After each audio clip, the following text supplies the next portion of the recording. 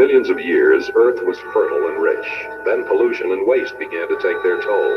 Civilization fell into ruin. Only a handful of scientists remain, men who have vowed to rebuild what has been destroyed. This is their achievement. It's 11:59 at Radio Free America, and this is Uncle Sam with music and the truth until dawn. Right now, I got a few words for some of our brothers and sisters in the occupied zone. The chair is against the walls. The chair is against the walls. John has a long mustache. John has a long mustache. It's 12 o'clock, Americans, another day closer to victory. And for all of you out there on or behind the lines, this is your song. It's 11. Welcome everybody to our Daily Gun Show. We come to live every weeknight at midnight Eastern, and we talk about guns for about an hour. And we're on episode 828. Means we've been doing the show for a little while. Throughout the course of the show, we've changed formats back and forth a couple of different ways. Right now, it's a panel discussion. I guess we'd call it panel discussion. Made up of people that join us from gunchannels.com. Gun Channels is a community we built 6 years ago for conversations like this about firearms and our Second Amendment. Each day of the week, we focus on a different aspect of guns and firearms and industry and community. On Mondays, we look at behind the scenes, and on Tuesdays, we look at the Second Amendment and those kind of topics. On Wednesdays, we typically look at entertainment topics. Thursdays, we get into random stuff. And then on Fridays, we talk about the industry and tech. But we missed Monday's show. We respectfully bow out and don't do shows much on holidays. So, in respect to Memorial Day and all the fallen, we didn't do crap on Memorial Day. And then yesterday, I've been trying to place these two 16-year-old kittens, so we didn't do a show yesterday. So I'm going to take liberty and personal freedom, liberty though, and we're going to talk about tech because we conned Clover Tech into jumping in, even though he's about to get all wet, it sounds like. So let me introduce the panel, and then we'll start talking about some very interesting conversation, hopefully, tonight.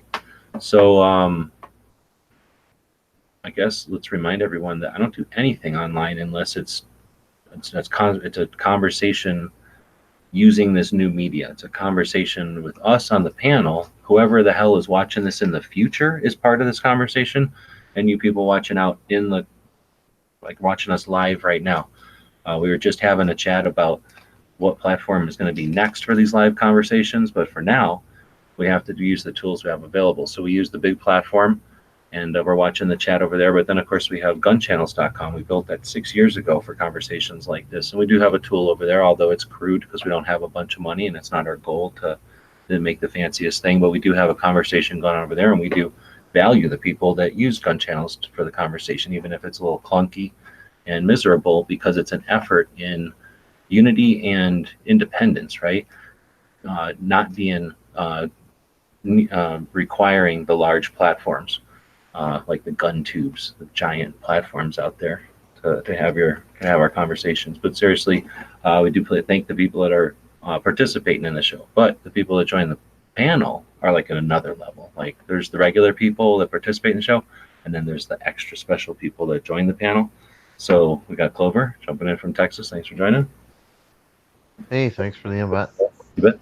No, you're extra special person instead of regular person. Dead Horse joining. Howdy, thank you for having me. Maintaining your extra special status. Gizzard hanging out in the extra special crowd a long time. Thanks for joining. Thanks for the invite. Then also Night Strike's not getting here, so thanks for joining, I guess. We left the door open for Clover, and Night Strike's seen it open, so he jumped right in here. Yeah, thanks. I would like to mention that GunTube is not a large, big corporation, so, thank you for the compliment, but GunTube is very small. Again, thanks to the people that are joining us live. At least 5 of you have links out there to join this conversation. So if Clover is into it, I don't know how awake you are. I just bugged him right now to join. But Night Strike's always down for talking tech. I don't know how much Gary and Dead Horse are awake for all this. But off here a second ago, what the hell were we even talking about? We were talking about some potential new ideas for live chat or whatever. But are you guys down for kind of changing up, making it a Monday kind of conversation and talking about what real? So we're talking a little bit about the flooding, and we talked about the lack of viewers out there based on, potentially people having to deal with real life weather situations and whatnot. That happens all the time. So we're seeing that happen now with the flooding and the weather. So, that made me think about prepping, I guess, just, prepping water and prepping what you might need to stay safe, warm, fed, for first aid, whatever the hell the word would be for that. And then, of course, informed. So that made me think about, prepping a little bit. But then I guess it got a little nerdier. And that made me think not so much the immediate weather situation, but the potentially larger looming internet situation. We had a glimpse of that last Wednesday, sort of our own internet version of a storm, when we all lost live chat for a bit and we scrambled around to deal with it. And we put a little bit of effort as individuals into discovering options, but I'm sure we didn't thresh them all out, right? We didn't need to. We got our teat back. We got our hangouts back. And I appreciate this platform more than anybody. I've got 828 shows on this project alone, right? On this stupid platform that hates our guns and our rights. But do you guys feel like talking about what's next tonight, or is that too much for y'all? Let's do it. Let's do it. All right. I'm totally down for that. So realistically, I'm sick of talking about what's next on the internet because it's kind of an if, and then it gets into a question of when, right? But here's a thing that I'm going to try to find as I talk. So we'll see how successful that is. But I took a picture of something that I think sums it up perfectly for what I'm thinking might be my kind of initiative next year. Because I don't plan on touring this year, but I do plan on getting on the road again. And next year, getting on the road, hopefully with some sort of, do something worthwhile and not just talk about fluff, right? So I'm trying to think about what to do with that. And if I can find this picture, I think I found it. This might sum up maybe an idea of what I'm talking about tonight and what I'd like to do big picture going into next year. Has anybody seen something like this before? Yes, I've seen those before. Oh, am I using the right button? Just Coffee news, right? Do they have these? Do they have coffee by Unite Strike? They had the places in my area. They have those little coffee newspapers everywhere. Is this like seriously a franchise? Like this is something that's nationwide, or is it just something similar? It's that newspaper is nationwide, but nationwide in the sense that every region has their own version, I guess. Where of course. They're not going to have local companies, Yeah, but it's a national company syndicated thing. So what do you guys think? Something like this, but here's the deal: instead of having coffee on there, it's a gun on there. And instead of putting this at your coffee shop or your breakfast restaurant, you put this at your gun shop and your gun shows. The only thing is to getting those gun shops to let people take them for free, and getting counter space. I don't think that'd be a problem. Counter space might in some smaller. I think if you suggest places, to a bunch of volunteers, let's get something done and don't fucking micromanage them. Mm-hmm. Couldn't this be like an every second matters? Like take a stick and a piece of heavy thing and something that holds paper at the top, and then shove that in as many gun shops and gun shows as you can, and then print this out this month and print this out next month and print this out, so that there's some physical unification and awareness. I don't see why not.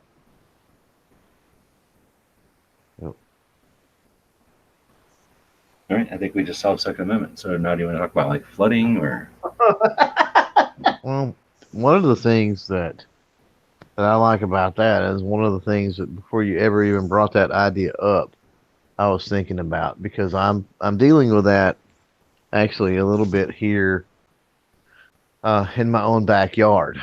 I don't know how deep to get off into it, but there was some pro-gun legislation that barely passed the Senate barely passed it here in the final hour, and quite literally the final hour.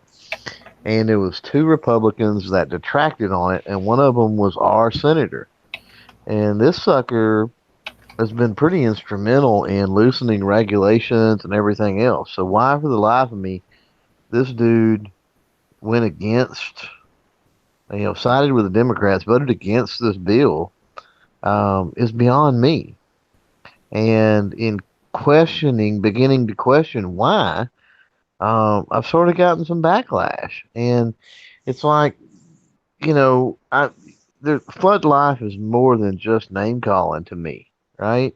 And I don't want to get off into explaining all of that necessarily because this isn't the time or the place, but it's one of them things to where I deal with people around here that they would gladly trade some of their gun rights for a ban on gay marriage, or they would trade their gun rights for some type of regulation for abortion, or they would they're totally willing to compromise some things for things that aren't even an inalienable right, and let alone something that it says right there in the text shall not be infringed. In other words, leave it the heck alone.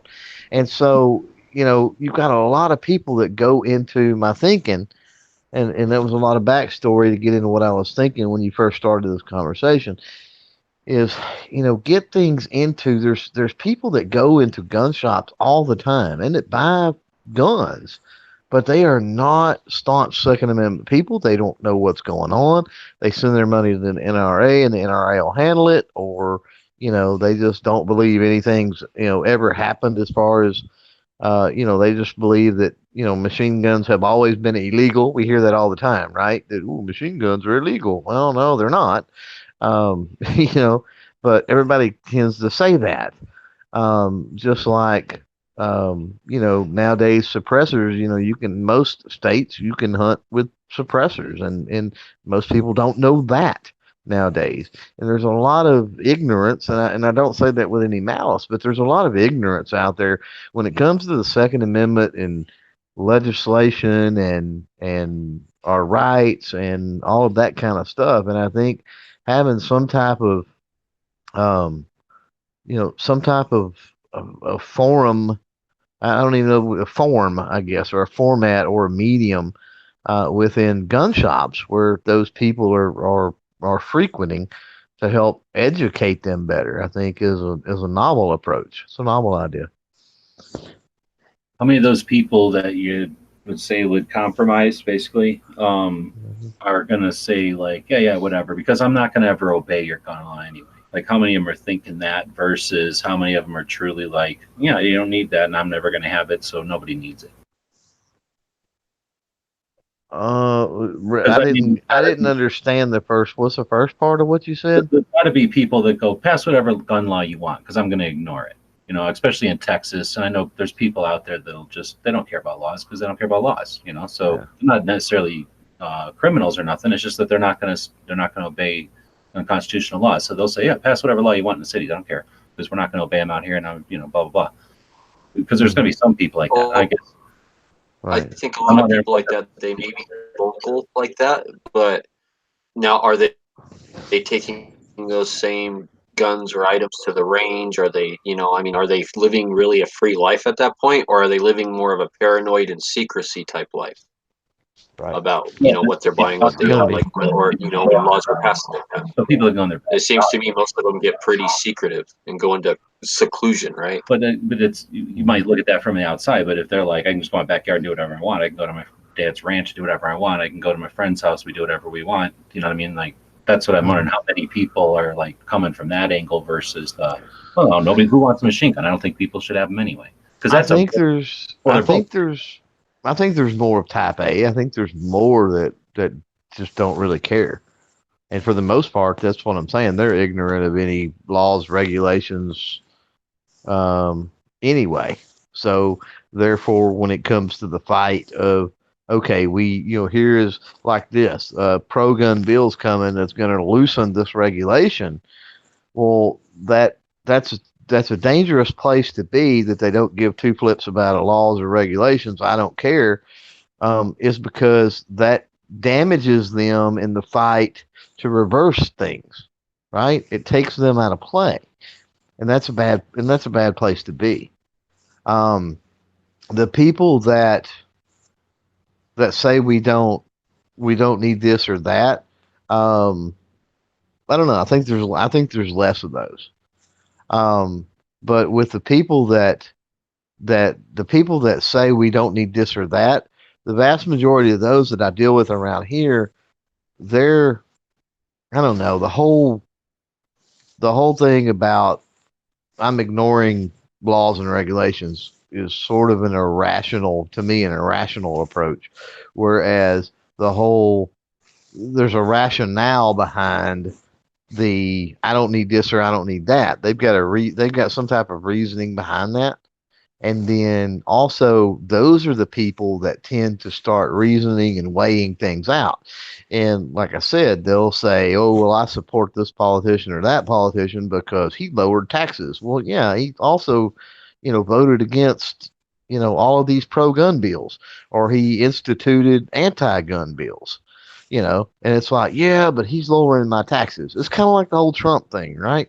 It's like we get the bump stock ban with Trump, but then everybody raves about the economy, and then nobody wants to talk about the bump stock ban. Everybody wants to talk. Everybody wants to talk about the good in their eyes and from their perspective that a politician, um, things that they do. And then when you bring up the bad, they want to defend that politician instead of aligning with you and going, yeah, okay, he was good on taxes, but he sucked on this. You know, they want to be around here anyway. It seems like they want to be defensive and defend the guy, based on what he did with taxes or eminent domain or whatever. But yeah, I agree. I think the people that just ignore it, don't care about it, probably outnumber the others. But again, I think that's as dangerous, if not more so.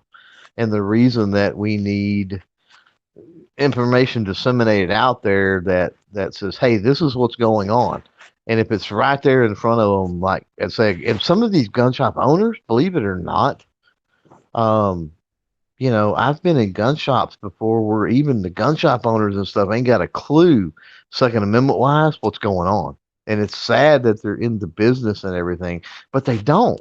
They open the doors, 5 days a week, whatever, 7 days a week, 6 days a week for 6 to 8 hours a day, whatever it might be. They sell guns to people that come in, they make their orders, they do some little gunsmithing in the back, and they, unless it's a major um, piece of legislation or something like that, they don't keep up. There are gun shops like that. So you're talking about educating them too, I think. Well, that's a good point. I think I just figured it out. How many people have seen Detective Pokemon? Seen a what? This movie called Detective Pokemon. Yeah, I haven't seen it. It's No, like, I haven't seen it. It's like Roger Rabbit or something, where there's like human beings, like regular people, and normal movie. But then there's also these little Pokemons running around. So Pokemons are like little dogs or cats that run around next to people. They're like little puppets, like Muppets or something. So that's what we need. We need to be the Pokemons for gun shops. So what if every gun shop had a little Pokemon / gun content creator that hung out in the shop and was their kind of sidekick and keeps their pulse or their finger on the pulse of what's going on in the areas that the shop might not have time or resources to deal with. And there's all kinds of ways that relationship can be beneficial for both. Same way that maybe we could be like the sucker fish on a shark or something that has a symbiotic relationship. But maybe that's the thing, is to encourage or to help facilitate up and coming content creators or established content creators for that matter to take gun shops under their wing and vice versa, so that gun shops can devote some of their advertising funding, which is part of any business's budget, which is sometimes very ineffectively used on something like a local newspaper or radio show or a bus stop bench or something, which might seem like it hits a lot of people, but it's not very focused or targeted, where a content creator is literally in the business of creating an audience of focused, people of individuals. So, you add to it the local part of it. Now you start to imagine the collaborations that the creators could have, which would be enhancing the various shops, and you imagine instructors and ranges and stuff collaborating and doing projects. Mm-hmm. Exactly. So how do we, as I don't know. I like that little. I like that little coffee, news thing that you were showing there. That little, coffee news that you're showing. An idea like that. So I honestly, I never hear any 2A talk at gun shops ever. Like any real, 2A. I hear a lot of gun talk, but not 2A. Yeah, not. Yeah, it just kind of depends. It depends on who's in there and whatever. Well, there's shops that don't want political talk in there, and I can understand like they don't want Democrat Republican talk, but unawareness, like avoid, like we're too big of a channel to talk about political stuff. We need to backpedal and only talk about the fancy bullets and what you should buy tomorrow. Right. Now to take your idea, and that's why I like the idea of that coffee news. Well, I'm gonna pick apart the idea for a second because I've got some thoughts on it. Is there a better approach? And I have ideas, of course, but is there a better approach beyond print media there in some kind of a little thing? I know where you're going, I think, but I'm going to say both, right? Because the print has value that people can take it home and show it to a friend, take it home and keep like a calendar of upcoming events, 2A rallies, that kind of thing. Could there be actually have a list of the name of the anti-gun bills that are going through in their state or local and stuff like that? Could there be something? Could there be maybe? I mean, I don't know. I mean, with your, I don't know, whatever you call that, your display, I guess. I think there would first of all need to be some in the industry. Call them kiosks in the industry. A kiosk, is that what that is? Well, either way, there would have to be some flash and pizzazz. But what if that? Let's say that newsletter, whether you're talking about it being a national or a regional, however it's divvied up. What if there was something there that led to a website or an app, and then from there you had access not only to that month or that quarter's information, but you've got back issues, you've got issues from across the country. If it's regional, you've got access to all of it, so that when the person discovers that, yes, they discover that if they want to take that one, this month's and or this quarter's and take it home or whatever, that's fine. But then if that intrigues them enough, then they are able to, on their own, we've given them at that point a means to learn even more. A breadcrumb or the little key to the bigger thing. But yeah, exactly. But I'm thinking we don't want to alienate the old people or the crazy people that just don't like the internet or whatever. Poor people. Sure. Yeah. People use Macintoshes that are crippled. They don't know how to use the internet good. Those kind of people might want a piece of paper still. I mean, we know Matt uses pieces of paper. He's old and crazy. Yeah. No, I'm doing away with the paper altogether. Yeah, I'm not a big fan of that. But I mean, we are in a digital space, and we are talking about, the percentage of people that are off the grid, off the internet, are only going to use paper. I think that the percentage of that's only getting larger. That people that are digital, tied into the digital side.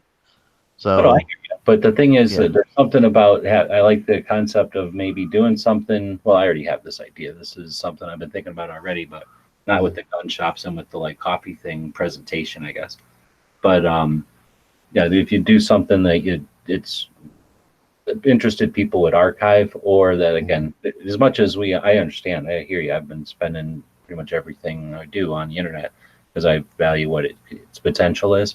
But at the same time, we see that there's strategic issues with it, and a reliance on anything is strategically unsound. And for those people that are left behind, that's like an added advantage for the people at the end of the bell curve. But at the same time, free press, publishing, and that kind of thing is part of our core also, and we don't want to lead that. And there's something about if everything goes down, EMP, something beyond our control, Red Dawn, having those pieces of paper is something that is it's just tangible. Hashtag Wolverines. I'm not suggesting making it paper centric by any means, because like you say, there's just so much advantage to being able to have everything. But like you say, it would hopefully also be facilitate those people who are lagging to get online, get involved. Sure. Especially with something with like a Minuteman University, where our goal is to educate and inspire and get people motivated to create two-way content. A portion of that is to educate. So if you're literally starting with zero, there's no way in the world you need to have any questions. Just get involved. And it's a good opportunity with that, for enticement, not just, hey, get online or whatever to get access to everything, the rest of the story, as Paul Harvey would say.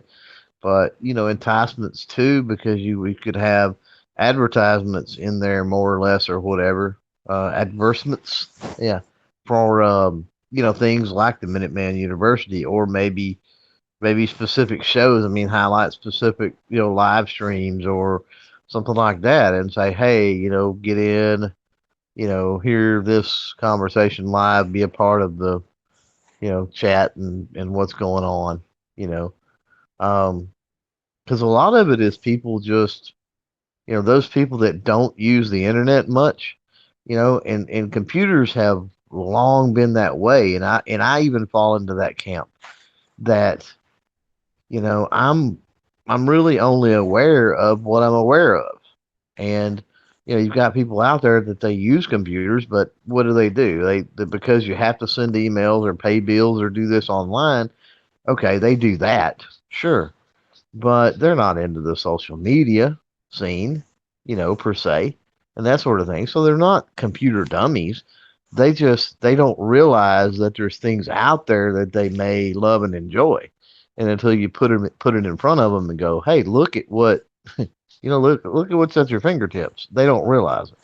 Dude, if your experience is your granddaughter screwing around with stupid crap that granddaughters go around with on Instagram, why would you think Instagram is valid, right? If your wife is always looking at milkshakes and dinner salads or something on Instagram, you might understand that there's like areas of interest out there, but if you don't realize that there's gun stuff, right? Right. It's possible for people to be like that. But on the other hand, I'm not necessarily suggesting that. I guess I am a little bit, but I'm not suggesting we need to like try to wrestle all old people or all like people that are not interested in being online, because sometimes it's not going to happen. But that's where I think we can build bridges, right? So I know you're gonna like this one. Build bridges between those, So if we've got a little Pokemon version of a content creator at every gun shop, that's a heck of a lot of eyes and ears out there at the grassroots level. And if that gun shop has 30, I'm gonna call them FUDs, just to make it easy, offline FUDs, and then another gun shop only has 2, maybe there's a way to focus content differently, right? Instead of having, we talk about this coffee thing. I don't know. It sounds like that's like some sort of a national syndicated thing. They probably have it like for Tucson and Phoenix, but I doubt they have it like for all of Arizona, because like Night Strike said, what would be the incentive for anybody to advertise on something 200 miles away, right? So depending on the size and population and stuff, they probably have these printed out, regionally or locally. We could take that a step further with this kind of concept where 90% of the thing, let's say, is boilerplate for each month or prepared for someone, but that individual content creator can choose to take a 70% version. Let's say the 90% version is designed so that the shop itself can put their branding on it, right? So, I've thought about this before, and then that way they can, have some incentive to put it in their shop, and when someone takes it home, they remember where they got it and that kind of thing.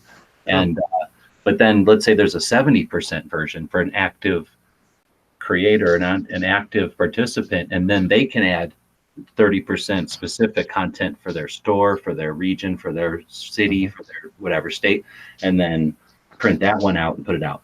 And that's where I'm thinking we can take away a lot of the problems that you have with just a typical capitalist system where, like, I need to facilitate this, I need to have printing made, I need to get writers, I need to get advertising buyers or sellers, whatever that's called, advertising people, to go try to find the advertisements, salespeople, I guess.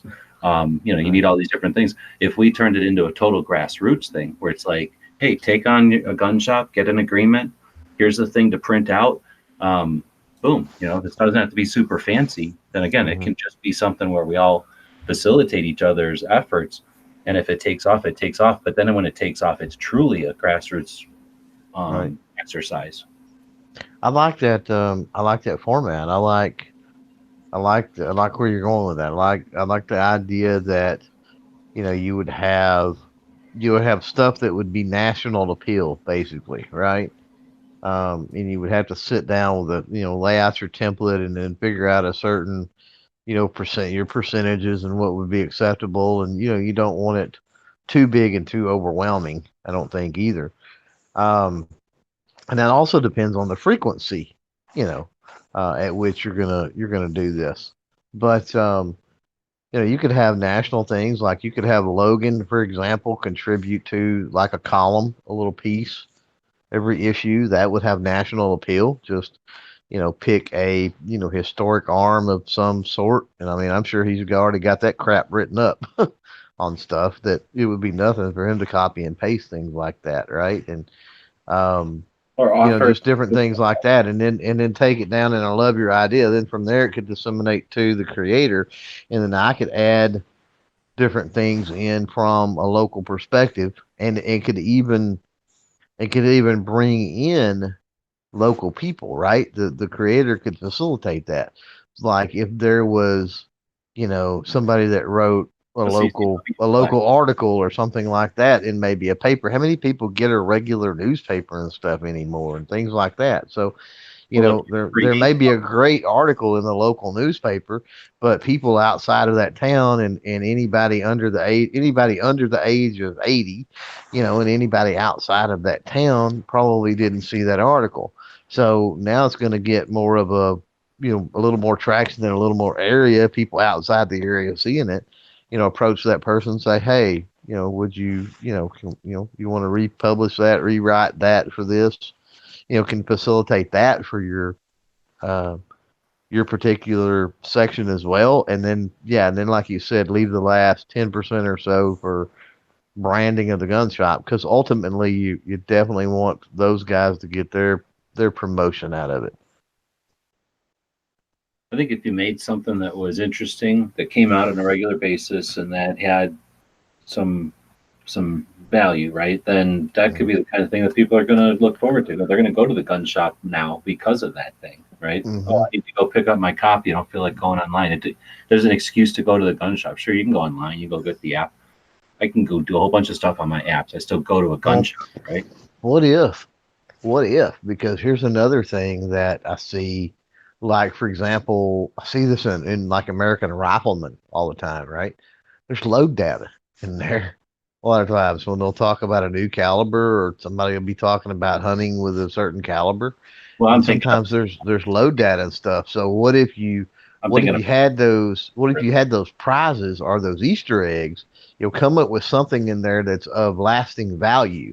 In other words, this is something that you may, not like a coupon where you want to cut it out and, you'll spend it later, or use it later, but, something where it's some type of like a recipe, right? They used to do that in magazines. How many, women do you know that have clipped recipes out of magazines, right? Have something in there that's makes it where that is worth saving. And you may have people that just clip that and save it, or you may have people that hole punch the whole thing and put it in a notebook. I mean, you never know, but there's some value, there's some tangible, lasting value to it.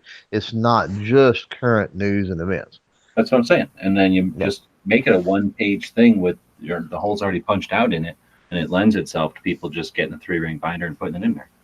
Well, that's true. You could go ahead and punch it, because when you're getting copies made, that's not that much of an added cost. No. And you can even buy lined paper, for kids for school cheap, and then just print it on that. We're not talking anything super frills, or whatever. People do whatever they want. That's sort of the thing about it, right? Shops could do it with their printers. Just print out a copy every once in a while when they see that it's low. I would like to do a thicker paper, probably, if I was going to do it. Something definitely a little heavier than just regular printer paper. Maybe not cardstock quality, but they don't use just regular printer paper either.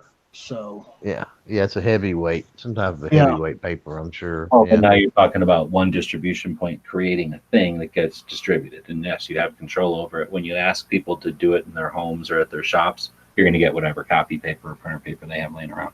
So getting too much into the nuts and bolts is the opposite of saying, let's create a framework and then see where people can take it. I don't know. And it's something that I don't think anyone's done that I'm aware of before. And like I say, it'd be different than maybe a profit-driven thing, only because, again, you'd have to do something in it that would make it so valuable that advertisers would assume that it's going to get picked up and saved, ideally, or at least have coupons and stuff like you're saying, so they can get their version of metrics from it to figure out if it's worth doing it. Right. An ad thing. Well, you're talking about, I mean, you think about it though, and what I'm getting at it, I mean, maybe not, depending on what area of the country you're in, but I mean, I can think of, you got to figure, just figure how many copies, roughly what you're going to think, per cycle, whatever the cycle is on this, that you're going to need. Monthly works naturally. So if it's I don't think I would have any issue at all. And you're talking about, that's if I only do one gun shop, which I can technically do several. But I wouldn't have a problem at all getting the printing of it sponsored, just simply by them putting some kind of little thing down in the, you know what I'm saying, in the thing. This copy of so-and-so printed by Bob's print shop in whatever, Texas, Yeah, well, and again, that's the potential of it, right? Is the opportunity for someone to say, I want to be involved in this, and I've got a couple of shops that I've been looking for an excuse to have a conversation that's valid, and it's not just, hey, you want to know what you can give me, right? But now here's something that I have to offer. I'm potentially offering you some effort to bring this thing, this commodity, this project, and if you think it's valued, then I'm going to put my effort into making sure that it works for you. And now you've got a reason to have that thing. And now that same kind of conversation could happen, like you're saying, with a printer, if you want to get it on a consistent basis with paper that's nice with the holes in it right away. And you could do like a blue 1 month, yellow 1 month, green, so that you could kind of keep track, as you accumulate them, which ones are which, so that they don't just look like a bland, book or something. But anyway, that could all be part of the what am I trying to say? The collaboration of the whole thing, because again, that's where I think it's got its strength, is in the ability for people to take and run with it. With a basic structure, take and run with it, and have the concept of a bunch of experiments. Oh, look, it's working for this project over here. This is working for these 3 shops, and it's part of the let's say overall concept would be have call to actions each month, right? Right. You can easily devote a portion where you say, go to this URL and download a printed a target, or if the shop wants to, they print the target, and you have like a drill of the month kind of thing. I've heard of that somewhere before. But you could do something where you do a postal match through it. You could do something where the next person, in the first person out of this issue, or the first 5 people out of this issue that organize a 2A rally in your state, boom, you're going to get, I don't know, some sort of resource to make that easier for you, or some sort of acknowledgement and some sort of level, so maybe there's ways that you could make it now an incentive for people to really participate in it. Now, are you talking about you're talking about just doing a 1 page? You're talking about double-sided, or? Yeah, 1 page double-sided is we're using the template of the coffee shop kind of thing, which is basically going to be like, here's a plumber, like here's a place to get card repaired or something, and then it's like, here's a funny joke, or like, here's a recipe for eggs, or here's something you can do with your leftover lunch, right? Like that kind of little entertainment stuff while you're waiting for your meal. Right. If you're by yourself or something, or if you give it to a kid who's bored because you're all talking about adult stuff or whatever, right? But I guess this would be more of like, let's say you go into a gun shop and there's just the two guys there and there's 4 customers, and you've looked at everything in that gun shop 16 times. Now pick this thing up and thumb through it a little bit. It's just one piece of paper. Like, holy shit, I didn't know that. Wow, that's coming up. Fold it in half, put it in your pocket. Now you're having a conversation at the range or at your house when your friends are coming over, look at your new stupid ass scope you waste your money on, or whatever the hell crap.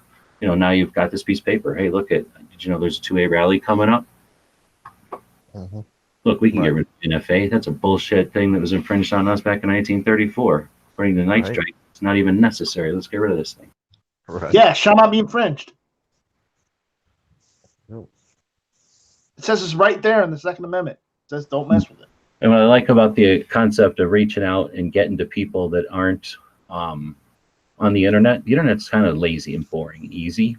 I mean, I've had successes and I've had failures, and it's fun. I like the internet. It's super useful. It's a great tool, but it's also really easy, and we get lazy. And how many of us, I mean, I question how many people have ever done some sort of an actual boots on the ground something, fundraising activity, petition, where you have to go do the boring, stupid shit. Not everybody has to. There's no obligation to do it. But if people just don't have that experience, then they might not know what it's like to roll up your sleeves and work for an afternoon with no actual incentive other than you're doing good work for hopefully a future generation. You set an example for some kid who might see what you're doing and say, why am I playing fucking video games instead of doing what that guy's doing? So and I think our community needs a whole lot more than that. I think it's very, very thick with people, whether it's time, maybe they don't have the time, or they think they don't have the time, or I don't know what I'm not gonna say that some don't have valid excuses, but well, if there's I think that I just know from being involved in something that requires volunteers. I've seen the level of volunteers in all sorts of things dwindle year after year after year. And I've seen the level of people that want to complain about things increase and increase and increase. And there is a correlation there. And if people get off their butts and get out and volunteer and actually do some things that yes, it doesn't pay you in money. It pays you in other ways and in other things.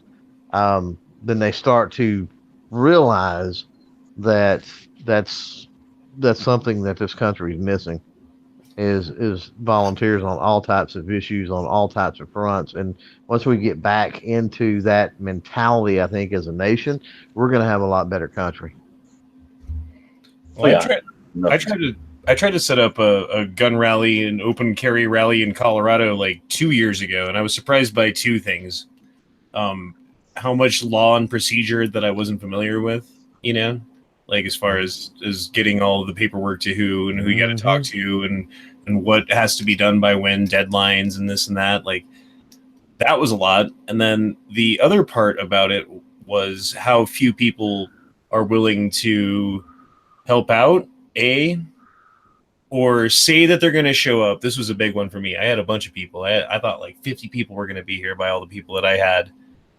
And I think 5 people showed up. It was very, very disheartening. Right on, but that's your experience. I don't know how much effort you put into researching or learning all the different methods of doing things, but a couple of things. We do know that there are efforts being made today to accumulate and offer information on exactly what you just said, all the different steps involved with getting a rally, for example, or doing any kind of grassroots efforts. There are efforts, including the Minuteman University. That's an example of efforts to try to list, create recipes or directions on how to do some of those things, even just general directions, so that you don't skip a step or inadvertently not know what you don't know, kind of thing. So there are resources for it, but we each have our own individual experiences with it, and those experiences are a result of, all the consequential shit like weather, kids getting sick, boss calling in and saying you can't have that day, and the accumulated all of that stuff happening, and then your results are what they are. So all I can give you is, after a few years of watching people with successful and unsuccessful stories, is that one thing we don't need to do is experience everything ourselves. We don't all have to have a broken arm to know not to do dumbass shit with our arms flailing around, right? You don't have to experience the bad to understand how to learn from other people's mistakes. So I think an effort like Every Second Matters or something similar, where people get together, and if it's about rallies, like, have like a 2A workshop where it's like, we're talking about rallies. So let's get people who've had successful rallies. Let's get people who've had unsuccessful rallies. And then let's get maybe somebody who's, works something else that I'm not thinking of, specifically for it, but, get people together and then hash out some stuff, archive that info, or at least have that conversation available, so that we're all standing on each other's shoulders. So that if it turns out the reason your rally was off is because maybe you didn't ask the right people, maybe you went to the internet, a bunch of lazy fuckers in their basements who say, yeah. But if you would have went to a 4-H organization, and then another civic organization like, Eagles or Elks or Mooses, or, the civic organizations, you would have asked people who are volunteers for a living, like their hobby is volunteering, and they look for new ways to encourage people like yourself to get motivated. And you asked 50 of them to show up, and then 700 show up. That's a different scenario, right? So maybe it's how you asked them, who you asked, the time frame you gave them, it's all about location. So if it was like, right before Christmas or right after Father's Day, or, that's the kind of stuff where I think we can learn from each other's rallies and for newsletters, for any of this stuff, right? And one thing that I'll say is the failing was 100% mine. Like it was a lack of resources. It was a lack of networking. Like Night Strike is in here, so you can easily leave it on Night Strike. Yeah, but I mean, you learn from that, and that's what Right. you got to learn from that and move on. Don't blame it on me. I had the same problem, but the problem is I contacted all the local groups that are supposed to be in South Carolina, and apparently none of them are available.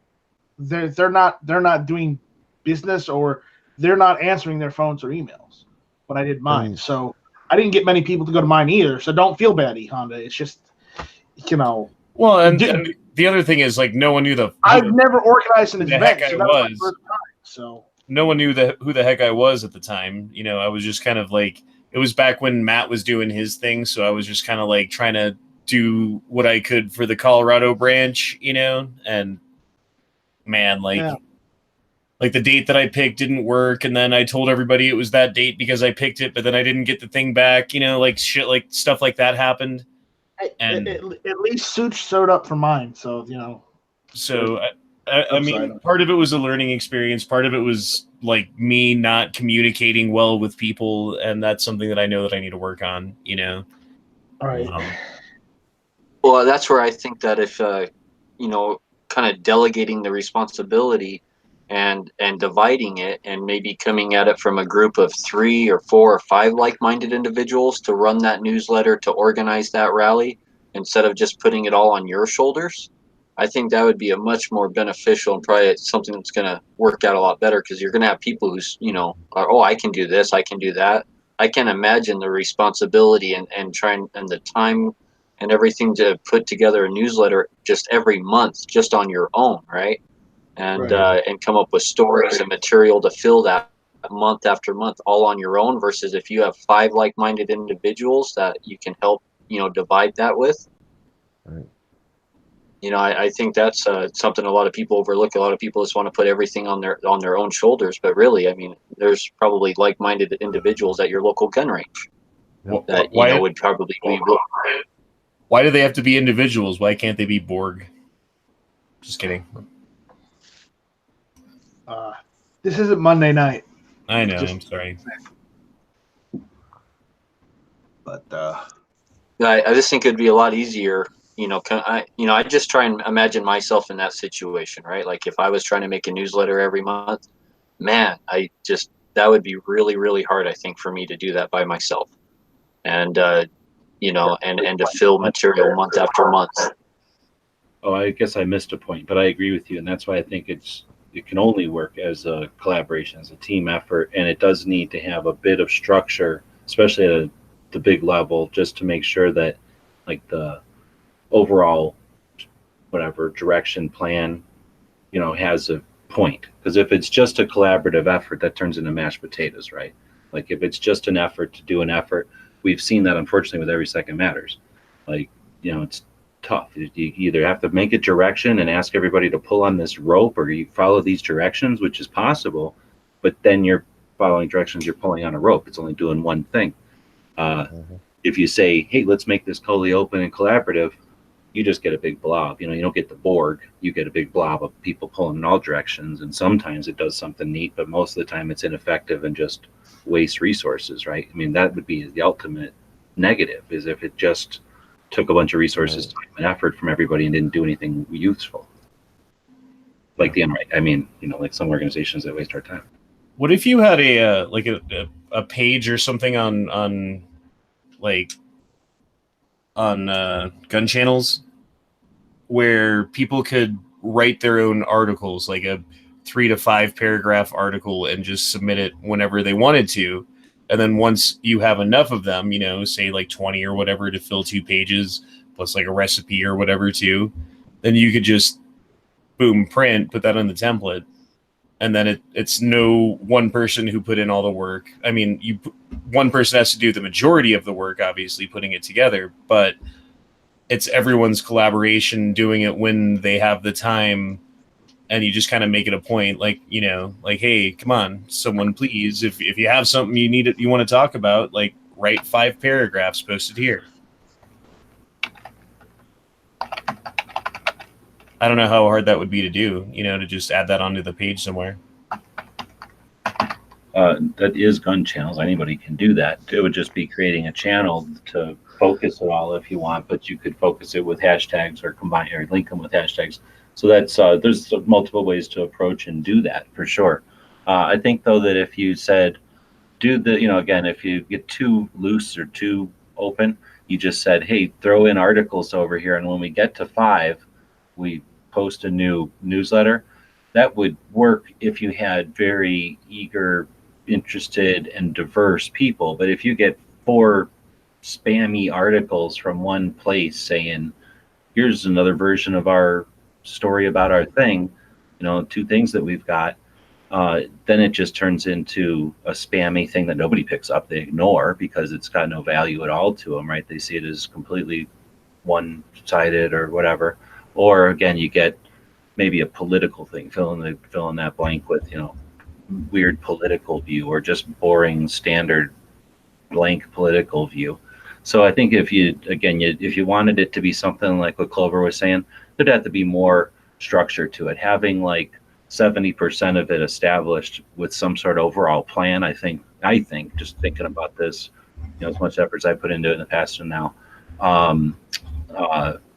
having some sort of a structure to the whole thing to make it seem like, okay, this is a bigger project and I'm getting a page of it or a piece of it, rather than, I don't know what to call it, like just some kind of, like even a newspaper. A newspaper is a drifting, reactionary thing. Whatever comes along, they talk about. So when you look at an anthology of newspapers, it's a bunch of random garbage. But if you go through like one of my AK books, which is just a collection of AK articles, and they have 8 years worth of magazine articles, and they pick just the Yugo articles out and put those all together. Now you've got an accumulation of articles that are on point, on topic, like that might be of interest to somebody. Now I'm picking AKs or whatever as a specific topic, but I don't know if 2A would be interesting enough to do for, to get people to pick it up, unfortunately. But I think that would be what I would see the flaw with having just anybody write anything, is that it would turn into something that wouldn't necessarily be attractive to anybody unless somebody was just looking for eclectic info. Well, and I mean, you're probably right, but I think you could take care of some of that with curation, like when you get 20 or whatever it is, the number that you're looking for, then you look at them and say, okay, well, now we're down to 12. I still need 8 more, Like, can't print it yet. But I mean, I don't know. I've never tried to do anything like that. So I have no idea. I mean, I had some ideas about that concept, but then when I saw that thing the other day in a shop, I was walking out of a place and I saw that thing sitting there like a little, knee waist high, I guess, waist high, I guess. Just like holding those pieces of papers. I was like, dang it, that seems smart. Like you could have everybody just print these things out for a gun shop. Maybe the opposite is true. Maybe just have a headline and then make each one of them interesting. And then maybe there's a reason to pick up others besides the one at your local gun shop so that they're not 70% the same. And in fact, they're barely 30% the same. And every single one of them's weird. Maybe there's a reason to subscribe to one from one gun shop, like electronically, like Glover's saying, because they know a lot about long range shooting. Maybe it turns into a whole writers network, sort of like I don't know, some sort of a thing where each person uses their gun shop as the portal into a collaborative thing, and it turns into what E Honda's talking about, maybe inside out, right? It's everybody's contributing articles, and the person who prints it out at the shop prints out what they're interested in. I don't know, throwing stuff out there. So I'm going to shut up. Gary already left because he said he didn't get a chance to even talk. He felt like he was getting gizzarded in this chat. So Dead Horse, Night Strike, and Angelina are tasked with taking the reins for a minute here. Not Dead Horse's reins, but just the reins of the show. All right. Well, did you do a gun shop of the day? No, I meant on this topic. I'm in the middle of a topic here. I'm not asking. Oh, I thought you were winding in collaboration. I want to hear other people's perspective and just our 2-3 perspectives here. Unless you don't have any. Well, Angelina, I don't know if Angelina saw the very first of it with the coffee news. Oh, did you see the coffee thing? We were talking about like pamphlet. No, I did not. Did not see the coffee butler. Let me grab the coffee She butler. did not. So I'm looking. Night Strike? yes, Right out of it. I only came because Night was here. thank you. Yeah. Solve the Second Amendment and the if ineffective communication between all the people in the gun community quickly. I can't solve that. I can only say on this like what are we calling it? Gun news? That's what we're calling it in this chat. Yeah. Well, whatever you call it, you do realize that you're gonna, in order to implement and get something like this, you're gonna have to get at least one person from every state that can own firearms. Every state should be able to, of course. People in every state should be, but some states are more restricted than others.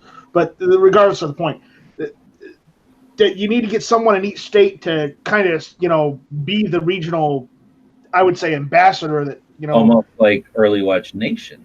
Yeah, almost like Early Watch Nation, where one person in each state is the regional ambassador that handles that specific gun news. Can you imagine if this became a way for people to structure and again disseminate info? It would be quite honestly, what I would like to see in like a gun news is what's going on in that state as far as legislation. What cool new gadget is sweeping the gun world, and maybe 1 or 2 editorial pieces. I don't like the gadget part, Angelina. So the idea was I walked out of this place where I was eating breakfast. Okay. It was a guacamole omelet with bacon in it. Okay. Good. And then I only ate half of it. I can only eat about half an omelet, and then I take the rest home. Give some to the dog. Anyway, so I was leaving the place, and I seen this hungry dog. We've seen this little coffee news butler guy. So there's these little pieces of paper, and evidently these things are all around the country. So it's some sort of a potentially nationwide thing that has probably regional versions or local versions or whatever. Have you ever seen anything like this? I've never seen this. Where was this? Like here or there? Oh, this is in Arizona. This was like a breakfast restaurant closes after lunch type of place. Like an independently owned or a chain? Yeah, just mom and pop. Okay. And but this thing, it's like a pole. Like I say, it's maybe waist high or knee high. I don't know how high it is for people. And then you just get a piece of paper out of there. And what I was thinking is, we had this issue the other day with the Hangouts glitching. Everybody got upset, and we immediately went back to not worrying about it because we got back our YouTube teat. So I was thinking, how do we deal with that long term? High five, guy. How do we deal with that long term? And I was thinking, we've always had. I still think we have a potential larger audience that's not really paying attention to the stuff we pay attention to on the internet, and that don't value content creation because they're not aware of content creation, what we consider, Second Amendment gun-related content creation, in all forms. So anyway, this idea would be to reach people, get a way to get something in their hands that lets them know that there are people out there like Jared, right? Guns and Gadgets out there paying passionate attention to what's going on. A couple of the people I've interviewed now, I've noticed one commonality, and that's that as they become larger proponents for activism or proponents for awareness, I guess would be better, because they're not all actually petitioning for activism, but a lot of them are sincerely interested in getting more people aware, right? So as they become bigger voices for awareness, they get more leads. I'm sure Clover's experienced this too. Like, people can barely tell you anything because they can't remember what they're supposed to say and what they're not supposed to say anymore. Because, again, once you start getting a big soapbox, lots of people come up and whisper in your ear, hey, I know so-and-so, and here's the real deal on that situation, and here's something that's coming up next week, and hey, just so you know, I know this guy, and here's what's coming. And they've got a lot of data to deal with. So imagine having people like that, all the different levels. So imagine there's so many different levels in the industry, in the community, in politics, and competition, and schools, and kids, and whatever you want to call, like the introduction type of, the introductions to firearms. There's just a ton of potential for these things being tweaked. I mean, just like our gun shops, you go to some gun shops and they're hunting, right? Some gun shops are there for CCW, and some shops are there for like surplus stuff, or really expensive investment quality stuff, or fancy, each shop has their own kind of flavor. And of course they overlap and they have multiple things. But this concept of having maybe some amount of structure and to facilitate the dissemination of the info, so when needed, boom, it can all come back to like, we have the bump stock thing happening. Let's make sure everyone knows about that. Like, that's critical. That's why we have this pipeline. Boom, bring it to. Go ahead. I think I've explained enough. So now again, it's Dead Horse and Angelina. Solve this. Solve. Okay. Well, I mean, I think that's kind of a good idea. One of the local shops that I go to, trying to find a picture of it, they have I don't know, like a little section like that, I guess, where there's just like paper things. So there's like training flyers and CCW stuff and stuff like that. A lot of like firearm policy stuff is usually there, and stuff on any kind of legislation. But I always think I think that's a good idea. And I would say that every time I go into that shop, somebody's there like browsing the paper area. So I think it's relevant, and I think it's a good idea to have things like that. Remember the zine thing from like back in the dial-up AOL days, where you make like So I didn't know if these people would understand something like that. Oh yeah, so like you make like an internet magazine and email it out, where you have like a newsletter basically. Kind of, but you with the intent of printing it and getting it out there to regular people who ain't paying attention to whatever you're doing online, right? Yep. So that's like a guerrilla magazine, I guess you would call it. I don't know. That was big in the punk rock scene. I don't know if anyone was ever like a punk rocker, but that's how you found out about concerts and who was cool, and like, tips on like other interesting social engineering yeah, there was a lot of like the little punk rock ones. They would have all kinds of concerts and little articles about whatever, and yeah, they were just put out by people, I guess, and like Xeroxed, and it's pretty cool. Oh, snap. I see that we've gotten 2 super chats today. I think there's some misunderstanding, though. Number one, we just reached 1,000 subs, which gives us that ability to do super chats. It's really customary to offer $1,000 super chat on reaching this level. So don't be embarrassed. Feel free to throw another one in there with $1,000, and we'll thank you ahead of time. Thanks. Okay, I didn't mean to interrupt you. Go ahead. That was pretty much all I had on it. Was that I don't know. I think it'd be a good idea. I guess Clover Tech Nihana can say stuff again because Dead Horse refuses to solve Second Amendment. Now, I particularly like the idea of an actual paper pamphlet out there because, just going off some numbers, I think like everyone I know who uses the internet either has a Facebook or uses Facebook for the most part. And the last numbers I saw on that was like 2/3 of Americans use Facebook. So that leaves 1/3 of Americans out there who don't use Facebook. And if they're not using Facebook, that can kind of lead to they're not using a lot of other social media or maybe even the internet in general. When I look at the kind of people who are avoiding Facebook, maybe people who are older or live more rural, they tend to be more gun owners. And so I think that the pamphlet is going to hit a big section of gun owners that the internet might not. Because there's a lot of people who kind of live off the grid still and still they don't want to participate in the internet, or they almost boycott it, and or they might think of it as evil or whatever the reason may be. But those people are out there, and a lot of those people are gun owners. That's a fact. And so I really like the idea of an actual material object that you can hold in your hand that someone just can't come along like YouTube or Facebook and just hit a keystroke and now it's gone. So I really do like material, that's why we have patches and stickers and stuff. That's why we just don't send digital copies, right? I mean, that there's something about material objects actually being able to hold something in your hand, put it on your fridge, have it laying around on your coffee table, whatnot. But that is a real thing. Absolutely. All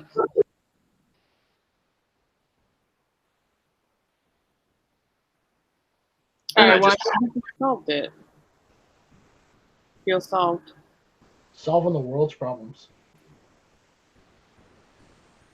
Yeah, but really, we need to come at it from all angles. There needs to be guys out there hitting it from the internet. So there needs to be guys hitting it out, hitting it from like a material object, like a newsletter.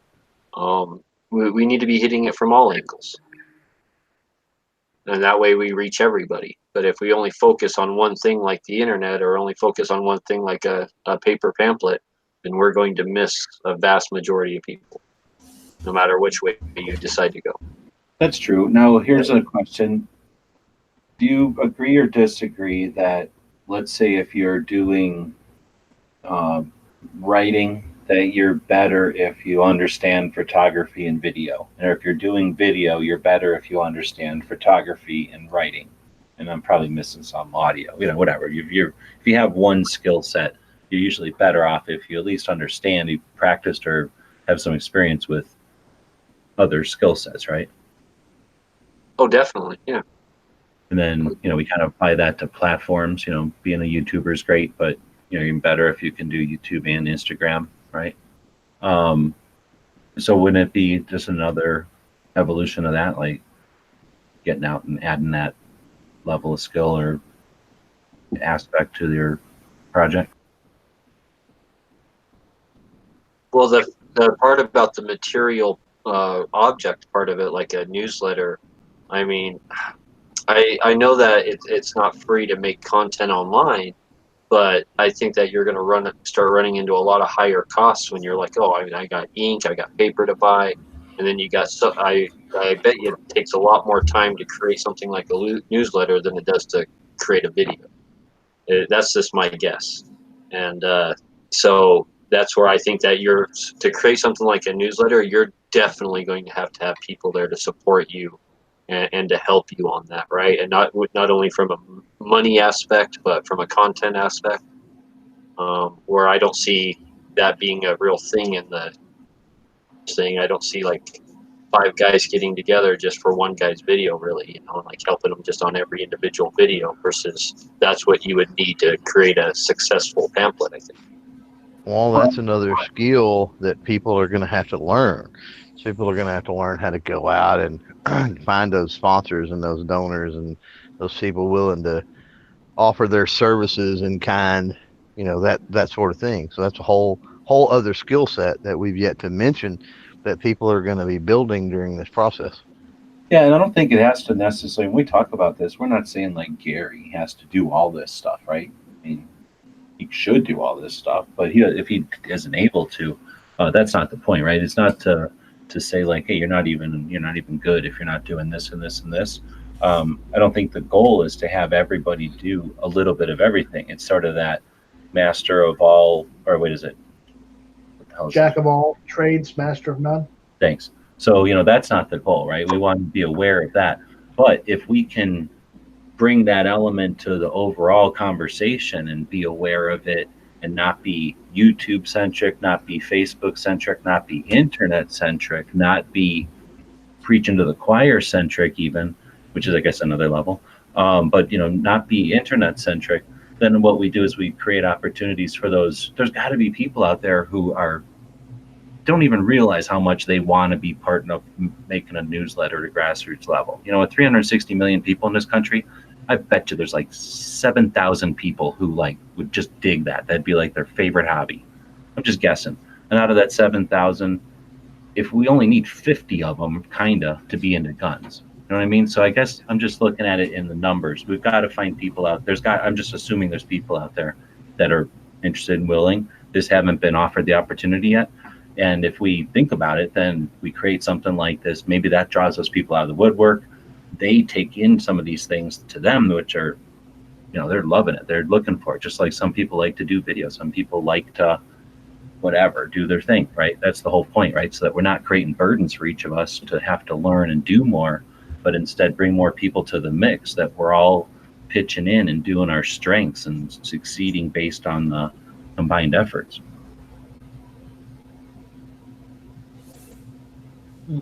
In Denver and Colorado, there's a magazine called Westward, and pretty much every restaurant you go to, every coffee shop, every grocery store, whatever, it has their newsstand or whatever, and they have the free stuff that you can pick up, and there's always the real estate thing and the cars for sale thing. But then there's Westward, and all it is basically is 2 or 3 articles, but then a million advertisements for restaurants and businesses and local things around town, and that's how it's paid for. That's why it's free, is because all of those advertisements. Maybe we could come up with something, or someone could come up with something shorter and use local gun businesses, local gun shops to pay for it, and give them a little donation and leave a slot for it. At least what I'm thinking of would be eliminating the facilitation and production. So you would disseminate that quote unquote burden on so many individuals that would no longer be a burden. Each gun shop, realistically, no matter what the potential is. I mean, I've been in gun shops a lot, and politicians come in and drop stuff off, like a local biker group, or not political, but a local Memorial Day, or a scout troop, or a bowling league. People will come in with local civic and type of things with flyers. Maybe down here in Arizona, we've got old ghost towns and historic things that are trying to be preserved or make money. So they'll come in and put down flyers.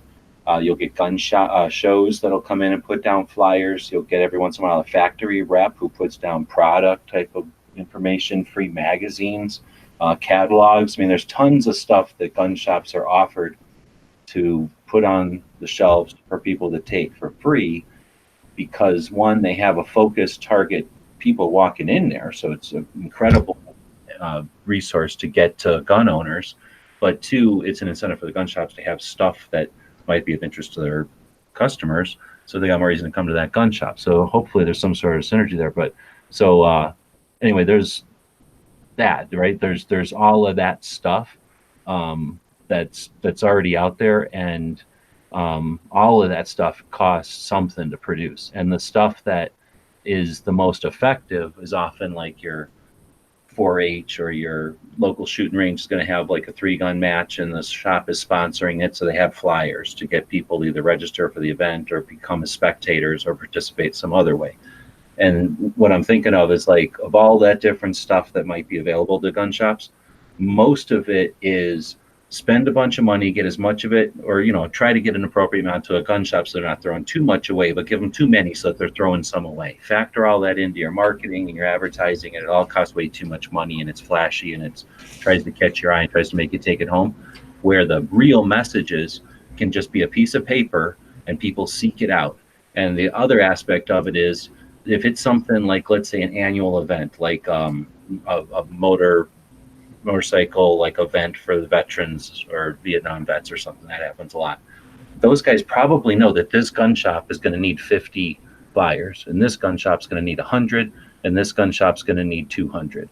And they know that because they've been doing it. And that's where I think if you did this as a weekly or a monthly thing, I guess, the people that are involved in stocking the shops would know, I only need 50 for this shop, I need 30 for that shop, and I need 100. So we're not talking so much cost that there needs to be advertising in it. When I was talking about Night Strike and the gear thing, I personally would never pick up a thing that's going to try to sell me something or tell me what to do with some piece of gear. I'm not interested in casually reading about somebody else's opinion of shit. If I need something to buy, I seek out an opinion from somebody who I give a shit about that piece of gear. So that's okay.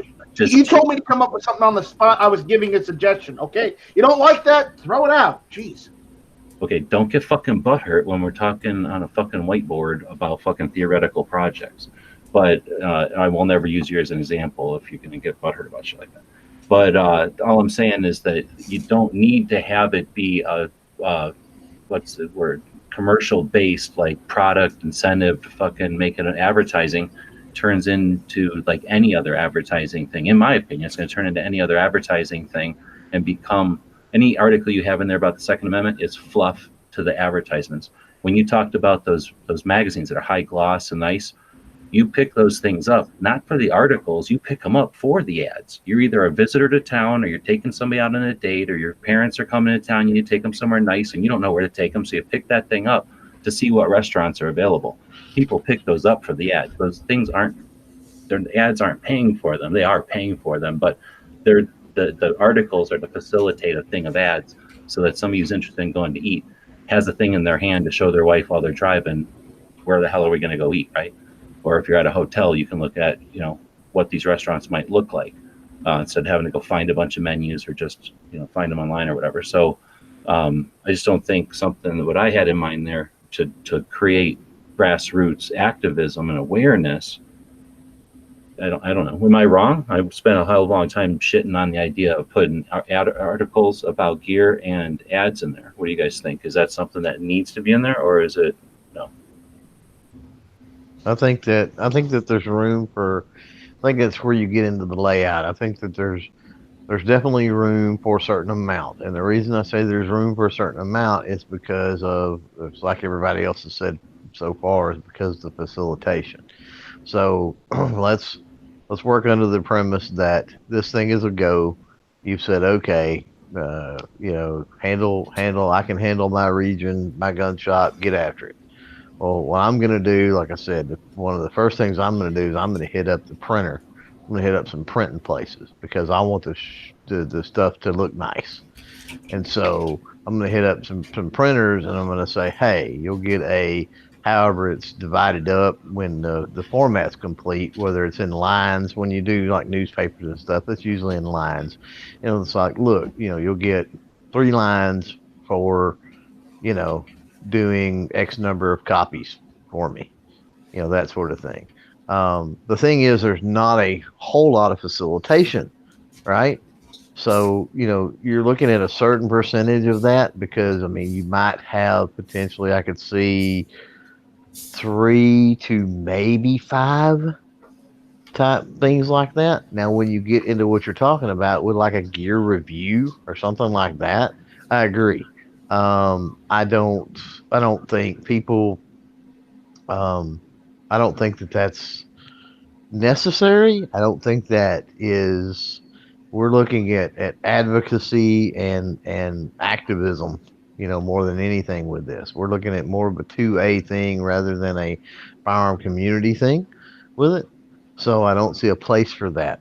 That being said, I think there might be a place for like new product release info, not where you're reviewing things, not where you're, you need to go buy this or, here this held up for 3,000 rounds, whatever, blah blah blah.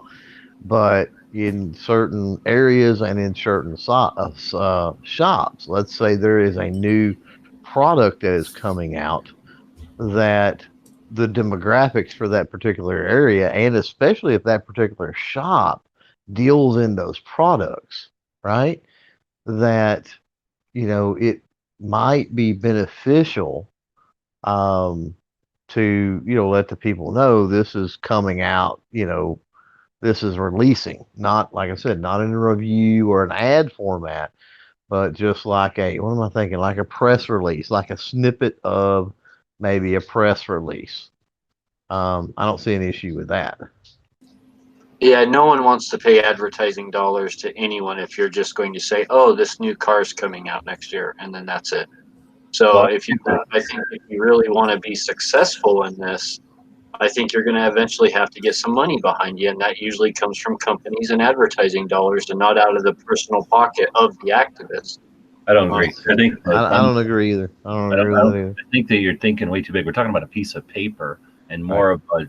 Well, I'm thinking about spreading from just your local gun shop to maybe all the gun shops in your city, to maybe the gun shops in your county, maybe to a publication statewide, right?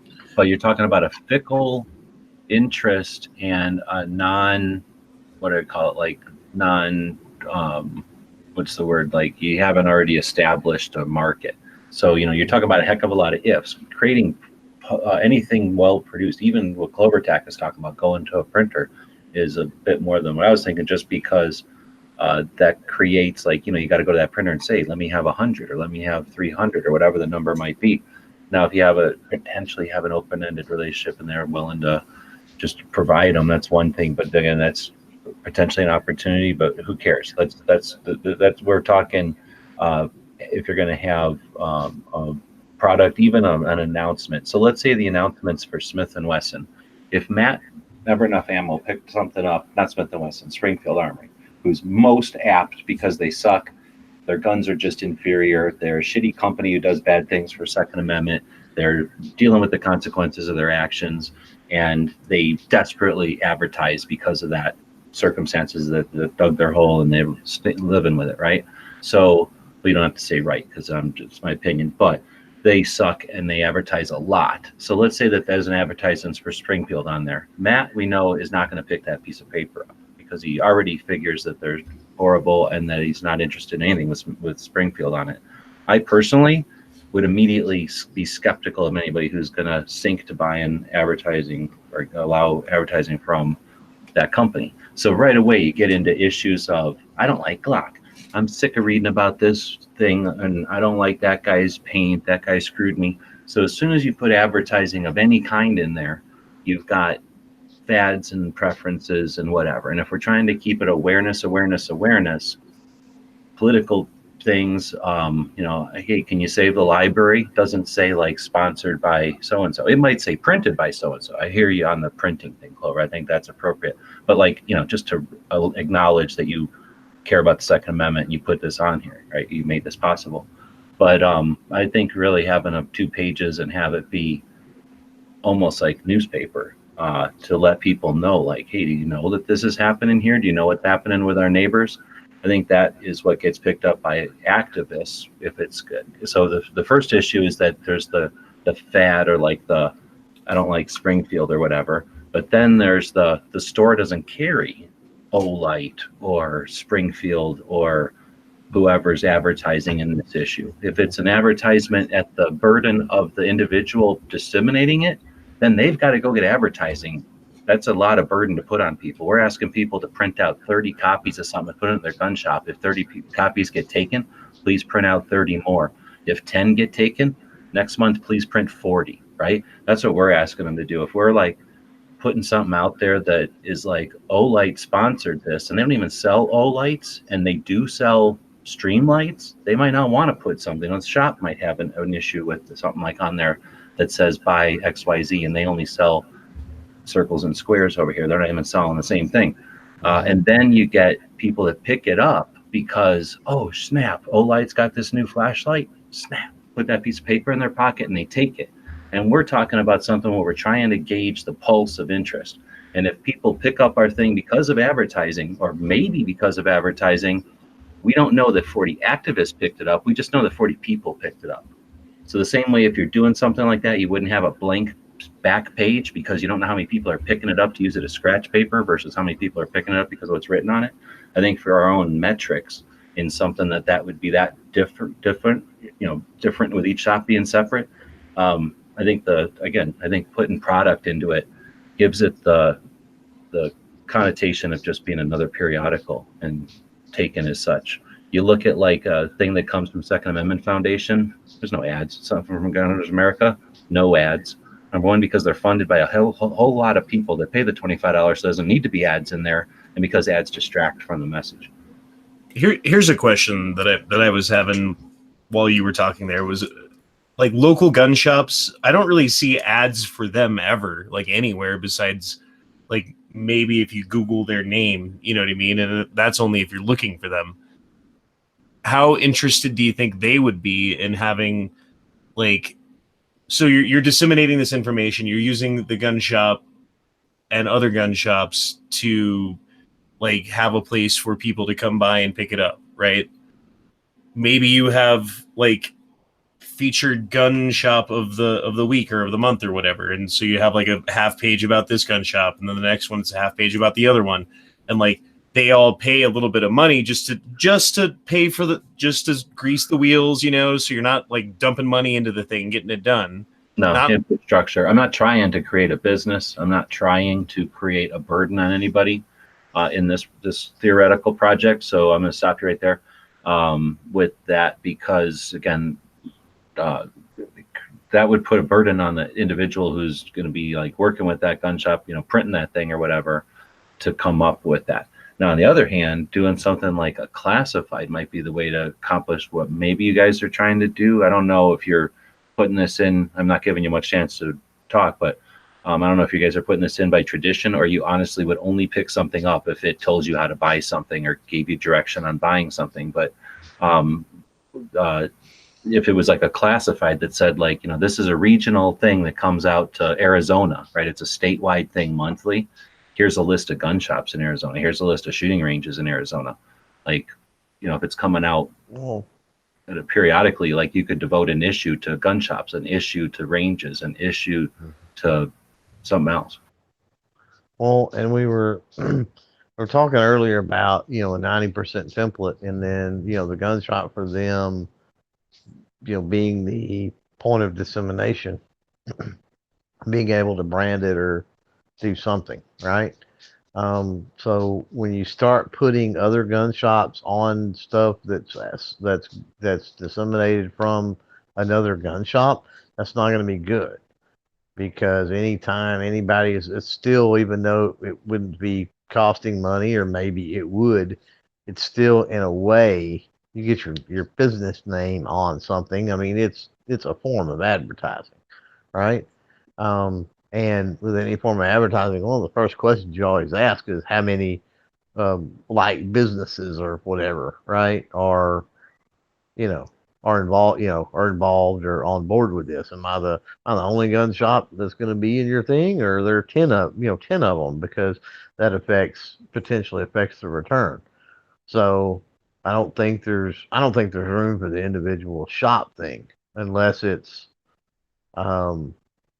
I don't know, unless it's some type of You mean an individual? maybe a quarterly thing, like you say, a quarterly special or something that you mean do that goes to all of them. You mean an individual review of a shop, not the branding for the shop that has it in their store, but like the review of such and such gun shop in this issue. Yeah. Yeah. Okay. Well, even the individual Yeah, right. I mean, why would Bill's gun shop, for example, he's got his, header on there. It's branded, that way people take it home, they know where it came from, whatever. And then you got Ed's gun shop across town. And then all of a sudden, Bill's the gun shop of the month. And then on Ed's paper, there's Bill's gun shop, you know. Yeah, I hear you. Some shops won't care. They're will have a real problem, and other shops will love it. So that's something that I think is an unnecessary issue, right? You just don't need to create the confrontation. Yeah, it's gonna be muddy. Now, is there room for? Because this is a whole different scenario. Is there room for at some point? Would there be room for a gun show schedule of some sort? Maybe for like the following month, just a real quick rundown of different cities and dates for future gun shows. Yeah, so that's one of the things I would think would be a useful thing to be in there. Now, some places people would dig that, because most people don't know there's a gun show until they see a billboard or a sign. No, I know. And again, I don't want to make it paid for, because then you start getting into problems where, well, you got me and not me, and blah blah blah, and you paid for a thing. I don't think it needs to be paid for. Seriously, we're talking about a very minimalistic. We're talking about a very minimalistic effort here. Hey, maybe to describe it for everybody who, and again, I asked the question, and you don't have to answer, but if I'm missing something, like if you really think there needs to be a gear section, or like some sort of a focus on commerce, then enlighten me. But Angelina, maybe what was your take on zines? I'm older than you, so I can remember them pre-internet. Before, it's not like when with the internet, it's not like pre-internet we knew the internet was coming, so like we thought it was the shit because there was copy machines that we could publish. But what's your take on zines, so that everybody gets up to take on that? Because that's, I think, I know I couldn't pick the word, but you pegged it. That's exactly what I was thinking. When I was like, aware of this stuff, it was probably like freshman year high school, around then. And I was super into like the punk scene. So we would do a lot of, like I said, the zines there. So you'd find out about like all kinds of like underground shows and like underground mixtapes. And sometimes you could like write a letter and get a mixtape, even though we did have the internet. Oh, the cops are outside. Even though we did have the internet, you still had these zines, and getting one of the zines was like super cool. So people would like follow them, like, my favorite magazine that comes out every month. And there was also a form that was basically like an email forward. But yeah, there was internet when these were happening, but they were just, well, cooler. They were like, yeah, there was internet, but not everybody had the internet. Like, if thinking back to that time, it's not like you'd be like, oh yeah, just go to the website for the zine. Like, you didn't have a website, and if you did, it was like an Angel Fire website with an awkward URL. Yeah, there was no like Googling stuff. Yeah, it was like Ask Jeeves kind of thing. So it was like, even though there was like internet and everything, the zines were still like sought after, and it was like, oh, did you read this one, and you'd pass it around with your friends and stuff like that. So now, so you guys, I'm Angelina explaining to y'all if you already know what they are, but the way that you guys were focused on the financing, I guess, like I say, I just couldn't think of the concept. But the zine, there was no advertising in the zine. If there was, it was like for somebody's band who was photocopied the thing or whatever. But it was mostly just to get raw data out. And sometimes it was like where a party was going to be, or like where a cool shop was or something, I guess. But anyway, so Dead Horse, you're talking about them from like the 70s, yeah. See, I remember them, and I guess I wouldn't call it a zine, I guess, but everybody's been to a gun show where somebody takes it upon themselves to print out something badass awesome, whether it be like Stop the UN, which is kind of lame, but like where the next gun shows are going to be, like, did you know about this range? You pick up something at a gun show that's a piece of paper that somebody photocopied, and they're trying to get the word out about something. I mean, that's I guess what I was kind of thinking of. Is there something that gets done on a little bit more organized level, so that there's some overall plan to it, but then just everybody kind of takes it and runs with it, right, and makes it work with whatever their circumstances are. My whole thing about it is that I'm not talking about like getting I'm talking about the gun shop itself kind of being the sponsor, because I think that we're just kind of really leaping out on a limb here, just assuming we're just going to walk into a gun shop and be like, oh, I make this pamphlet and I want to put it in your gun shop, and they're going to say okay.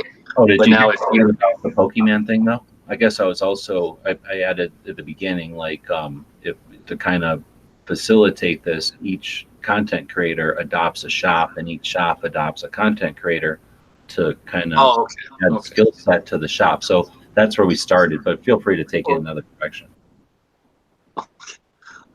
Well, my thing of it is, like, I can see a gun shop being really appreciative if let's say they sell Vortex scopes and you had an article about Vortex scopes, stuff like that. I mean, and like you said earlier, mentioned a lot of gun shops want to stay out of politics, even 2A politics. I mean, unfortunately, that's a real thing. Well, and part of this is to combat that, right? Part of this would be to put a little more, something a little bit structured in front of them, so it's not like, hey, here's just me ranting in front of your store. Let me stand here and talk to everybody who comes in. But instead, like, here's something that's sober and rational, that's important, and if we're not pushing it down anybody's throat, but it's here. And ideally, if it's something that catches on, then people go, hey, do you have a copy of the XYZ?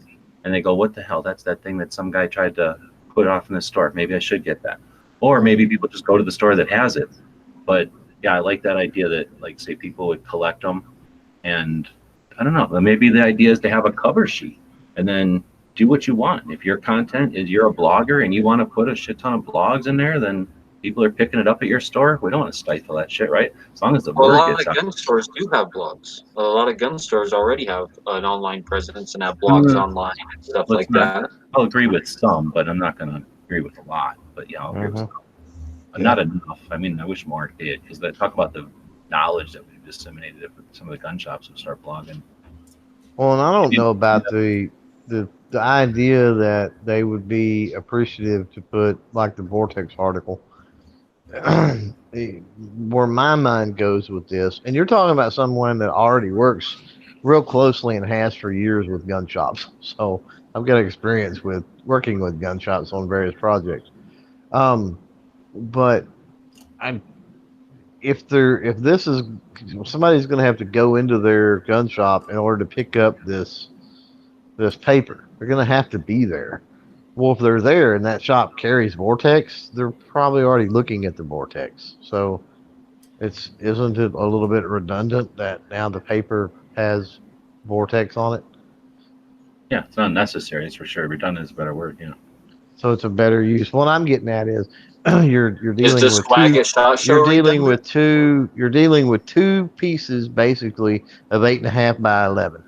Right. And you've got gun shop, header, gun shop, whatever you call that, letterhead, flavoring, whatever, but potential couple of contributing, maybe if you got a printer or whatever, that plus, so then you've got your, any national news that's disseminated through the template that needs to be in there, so real estate's going to be tight. So do you really want to, be redundant with something like that? That's one of the questions I have. Redundant when you're already looking at the Glocks and then you're taking home the Glock pamphlet and their business cards and stuff like that? I mean, I don't think it's redundant. I think it's a necessary thing. Like, it's. For most people don't want to read this 2A news. I think that's the thing. Most people don't want to dig into it. They just want to pay their $30 to the NRA and feel like they're doing something. I think that's a thing. No, I think we need some candy. We're trying to change that, though. We're trying to change that. I know, but I think we give them any other option. If you give them no other option, then they have no choice but to do either nothing or what they've done. So this is an opportunity to do something different, and it's not. I don't think anybody has the concept that we're going to create a piece of paper that somehow leaps into everyone's hands and they're rushing into the shops to grab them. But what I think we're trying to do is get the 4 people that are super Second Amendment advocates that might be out there at each shop who just don't know that we're doing this online, or that there's other people out there that are as active as they are interested. We're just trying to facilitate a couple of pieces of paper to find and gather those people to the conversation, not change everybody's mind or change gun owners or, do anything too grandiose. We're just trying to, I guess, take our conversations that we have here and figure out a way to put them into real life in a paper form and maybe more app or something, but just to kind of reach out. I'm just saying, for me personally, I'm much more likely to pick up a pamphlet that said like, oh, new Vortex scope coming out or something like that on it than I am, oh, Pelosi wants to ban this, or Pelosi or Bernie or whoever, Biden is coming after you. I'm much more likely to probably pick that up. Just tell them the truth. Well, I don't disagree with you, dude. That's why magazines exist, but we're not trying to build a new Recoil or Skill Set. Seems like a pretty neat magazine. We're not trying to build new, Shotgun News or something. We're trying to get a piece of paper out there to say, hey, this is happening. Did you know? And here's some things to be aware of. And if we do it on a regular basis, enough people start to see it there and go, it's sort of like when you go to vote. Not everybody pays attention constantly. They look for that little cheat sheet, or they listen. Like for me, I listen to Charles Heller right before an election. He'll go through it and, talk about each one, put it in plain English, give you his opinions. And that gives me a way better thing than trying to find all that information myself. So once you create something that's, here's some national news, here's some regional news, here's some local news, they know that it's there. When it's important, when it's necessary, they're like, oh, I know where I can get that. I'm going to go to the gun shop. I guess that's the goal, not to. Well, and it'll also be, it makes a difference, because I get what you're saying. What you're getting at is that you're less apt to pick it up, but it sounds like it's because of the headline. And that's part of the society we're in too, where it's always this gotcha, clickbait, whatever, over the freaking top, headline. So, one of the strategies that I would employ would be, a straightforward, truthful headline. I'm not going to say, Pelosi wants to take your guns away. I'm going to go, HB, whatever, pick a number, because I can't think of one off the top of my head, but HB 3811 would restrict whatever, your right to sell to an individual, or something as a headline, a truthful, to the point, headline, and I think for a lot of people, that's not the gotcha, clickbaity crap that they're used to seeing. And so that might actually, for those that are, and you got to realize, are you coming from a perspective that you're educated and you're aware on all these things as well? Because if you're talking about somebody who's not, and that's what this is geared toward, is the education, essentially the education of the FUDs, then, they might be receptive to something like that, because that's a more reasonable headline. It's something that now they're intrigued about, they didn't know about, and it doesn't look like, oh, it's just a gotcha partisan rag. What if it was like a pamphlet where the front page of it was like, so like it's like one page, right? But you fold it in half, so it's effectively 4 pages front and back. Mm-hmm. But just the front page of it is a map of the local area with the names and phone numbers and addresses of every single gun shop, with maybe like a little miniature logo for each of them, whatever their trademark is, because I would be like, if I was at a gun shop and I'm looking for whatever, like some weird kind of ammo or something like that, and this one doesn't have it, and I'm just looking around at whatever else they have, and ooh, what's this? A map of all the gun shops in my area with their phone numbers? I'm going to pick that up. You know what I mean? And then I might hang on to that. I might not even, like, later on, like, after I find the ammo, I might not throw that away, and it's in my car, and then a week later or something, I pick it up and I look at it and I say, there's 3 more pages in this thing, Yeah, I don't think we kind of covered that earlier. There's going to be a fairly significant, I think, percentage of gun shops that ain't going to go for that. No. I've done that, and I alienate gun shops more than they want to participate in that. They get pissed when you do that for some reason. And it's, I think, one of the reasons I consider this to be a valid effort, because there's that whatever issue, and it's not helpful for our community at all. But well, the gun shops around here are for the most part. There's a couple that are they're pricks, but for the most part, if you go in there and you're looking for something, and they don't have it, or they can't get it, or you need it today, or whatever, right? They'll say, "Hey, try so and so across town," or around here it's not across town; it's in another county. But they'll say, "Hey, try so and so," and then so you Google it, you look them up, you call them or whatever. But that's a situation where you went in there. It's a specific item. There's levels and time involved. It's not you're just throwing something in their shop, advertising another gun shop. It's a totally different scenario. And the problem with it is there's one in Arizona. Alan Corwin made one for Arizona where he basically took a map of Arizona, right? So imagine a road map, and then imagine trying to put the gun shops on a road map. So just the scale and the limitations, I guess, of a piece of paper are just not conducive to it. So you can make like an out of scale kind of type of thing on a piece of paper, but I agree. I think you're going to get more gun shops that are like, hell no, I'm not putting that in here. You might get a gun shop that's like just into SAS shooting, and they're going to be more than happy because they don't want people coming in there looking for a Glock. It bothers them. It wastes their time. And they're not in competition hardly with anybody else in town, unless you get a town like Tucson where we got like 3 shops in town that offer that kind of stuff. And the last thing they want to do is promote the other guys that are selling the same exact stuff as them. Sure.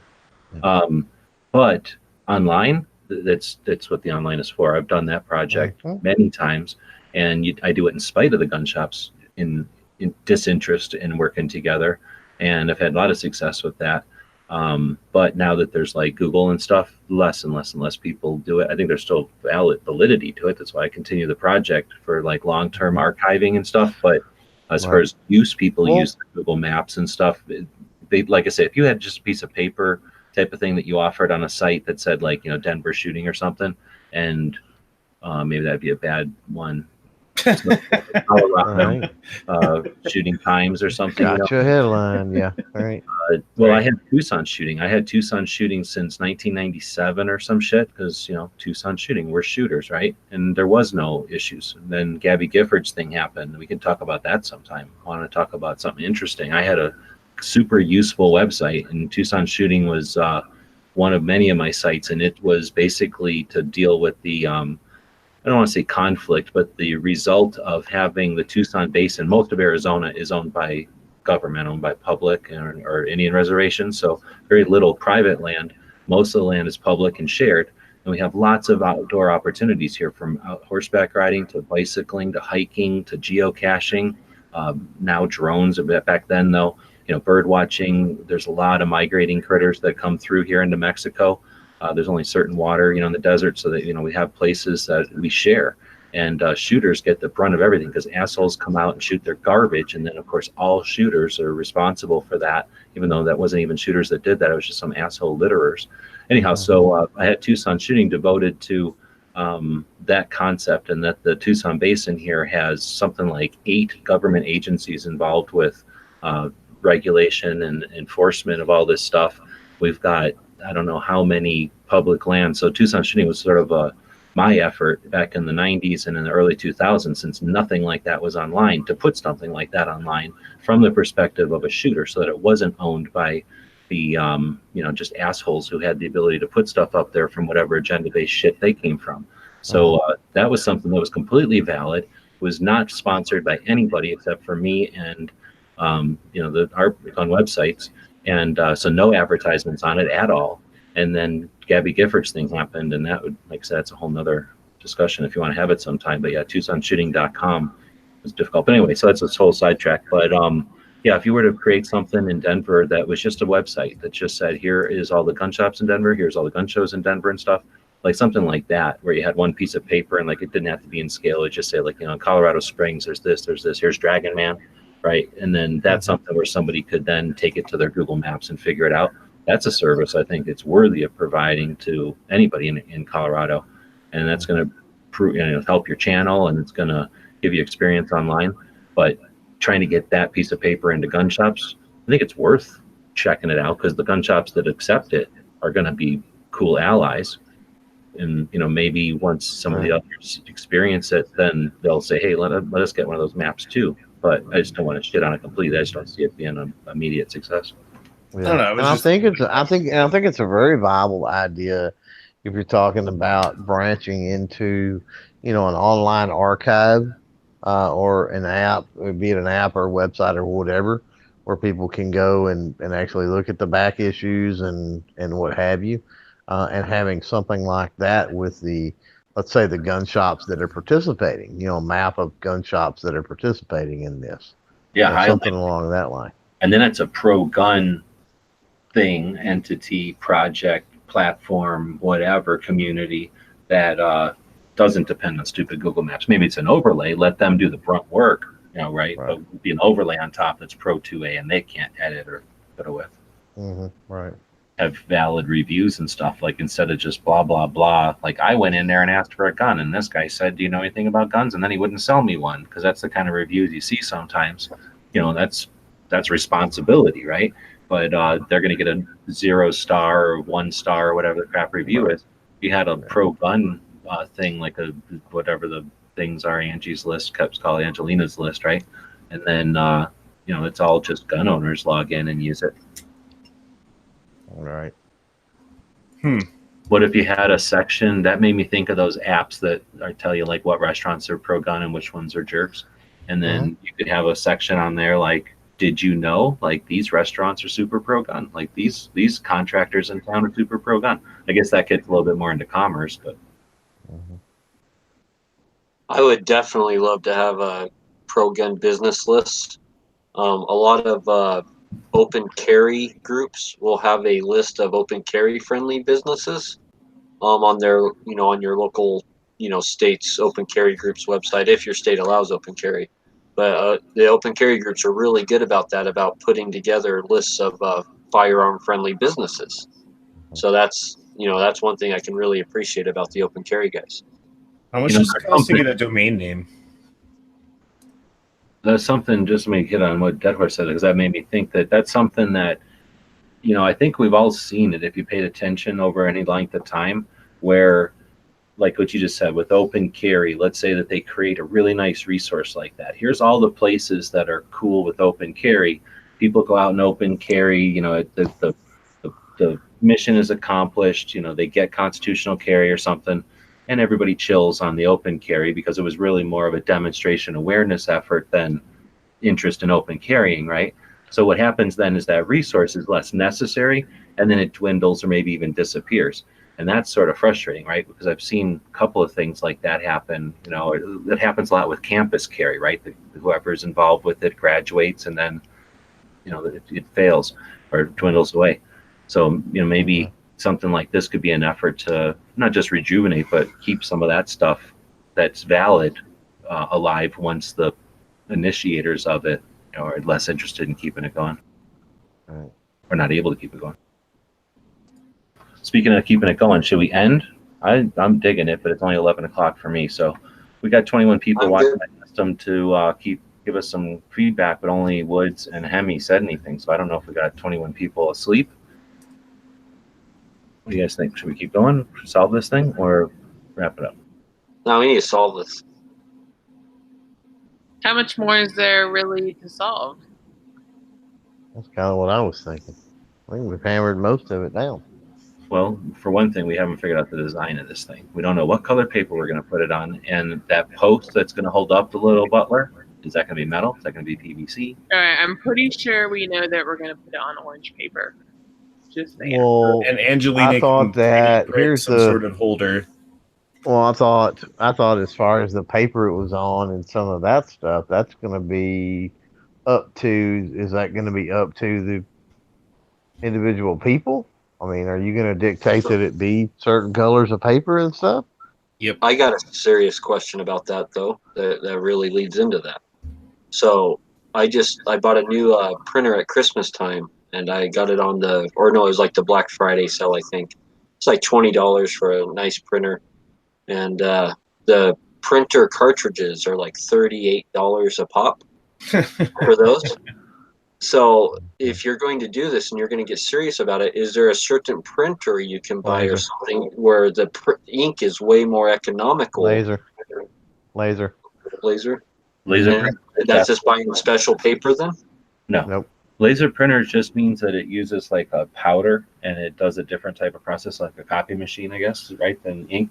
So if you have a fluid, you have a powder, and mine are kind of big. They're like, how much should I say? Like, they're kind of big. They're like almost as big as a thermos. I mean, they're kind of long. They're as wide as the printer, and then they're big, clumsy plastic things. Anyway, all I got to do with the old printer I had was take this jar of goop, the powder that I would get off of eBay, take this little cap off, squirt it in there, and then there's like a little chip on there which tells the printer I'm dead now. So the jar of printer powder would come with this other little chip. You'd unscrew this thing, screw the thing back on, put it back in your printer, and it would say, I'm a brand new cartridge. And I had one or two of those things, and it lasted me for years, and I would just buy the powder. These new ones, though, cost me like $25, and they print a lot, so I don't even bother with the refills. I don't either. That's funny. I've got a Dell printer that I bought years ago from Home Depot or whatever. Not Home Depot, but whatever it was. For like $10, it was on sale, and I'm like, how can I turn down a $10 printer? And then I found out that the refill cartridges are $90. Yeah. Now with laser, you run into. I should have bought like 4 of them. With laser, you run into another issue. You run into an issue where the drum will go bad. And I typically buy Brother printers, and I get them on sale at Office Depot. And I mean, they don't get me wrong; they last me years and years and print thousands and thousands and thousands of pages. But at whatever point that the drum starts going bad, and usually it'll throw you an error and tell you that. But usually at that point, I just start looking the sales at Office Depot, because for like $10 more than you can buy a drum, you can just buy another printer. So as soon as the toner is out, I don't bother buying another toner. I just go and buy a whole nother printer. That's what happened to me. My drum broke, so I brought a new one, and I've been knock on wood. Now, Angelina, you probably print more than any of us. You got printer advice?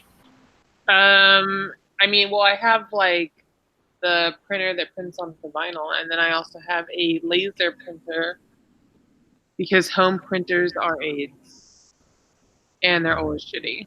But the laser ones seem to be the best. Now, is there laser color printers? Oh yeah, I've got a And then color I have laser. just the laser color. Yeah, I've got a color. I got a Samsung. I think it's a Samsung color laser, and it's out of toner right now because it uses like a inkjet printer. It uses like 4 different toners, and they're $40 a piece or something.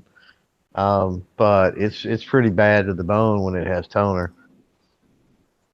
And just like a black and white, it lasts forever too. But it just, once it's out, it's more money to replace the toner. So.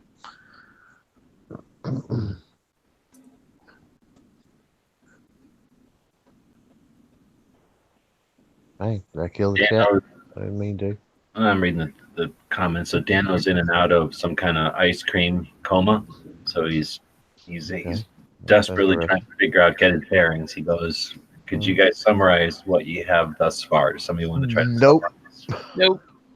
Should have paid attention, Dano. Pay attention or you missed it, Dano. Too late, man. Oh my goodness.